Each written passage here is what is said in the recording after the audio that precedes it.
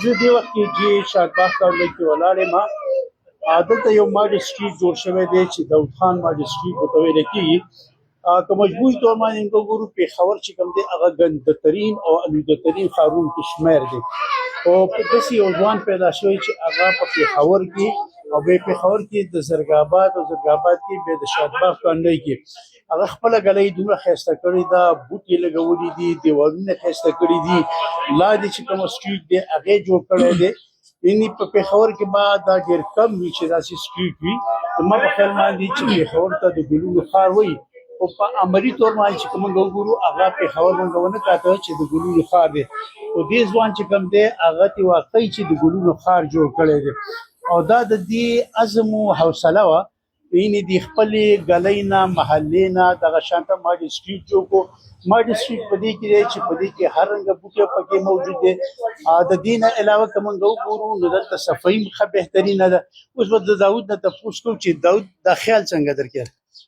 ستاسو خو ډېره شکریه ادا کوو، تاسو راغلی او زمونږ دا خیال داسې رالو چې په حیات آباد ته زه تللی وم او په اسلام آباد کې زه وګرځېدم. هغه ځای خلک ډېر صفا سوتره دي او هغه د خپلې کوڅه هم ډېرې صفا دي ساتي او نارینه دي او که مردانه دي خیال کوي د کوڅې. نو ما ویلې زه ولې داسې کار نه کوم. زما په ذهن کې دا ایډیا راله، نو بس الله تعالی فضل او کرم سره زه لاړم بلدیات منشتر، هغې ته مې یو منت سواري وکړه چې زه علاقه ښایسته کوم، ستاسو ما ته مدد پکار دی. نو هغې ویل انشاءالله ته څه غواړې موږ به تاله هغه کو ارینج کو. نو هغې ته ما ویلې ماله بوټي او دا کوڅه ماله جوړه کړه، رنګ روغن اله وکړه. خو بلدیات منشتر به مینا خان ماله دا ارینج کړلو، پی ډي اې له ما دا منظور کړل. ما سره تقریبا دلته 80 ګملې دي په دې کوڅه کې، دا ما منظور کړ. دې کې ټیلبند هغه دی، تری واټر دی، تری پانډا بوټی دی، وایټ پلانټ دی. تا بوټو نومونه زده کړي. خو دا راته ووایه چې دې نور داسې منصوبه شته په پېښور کې چې دغه شانته ماډل سټریټ جوړ کړي؟ او جی مینا خان ما ته ویل انشاءالله د دې کوڅې به زه افتتاح کوم. دې له پس په پېښور کې 130-140 کوڅې جوړېږي. په دې طریقه دې له به ښایسته جوړېږي او شروعات ستا د کوڅې له وشو او انشاءالله نور به هم ښه کوڅې دې له ښه نه ښه جوړېږي.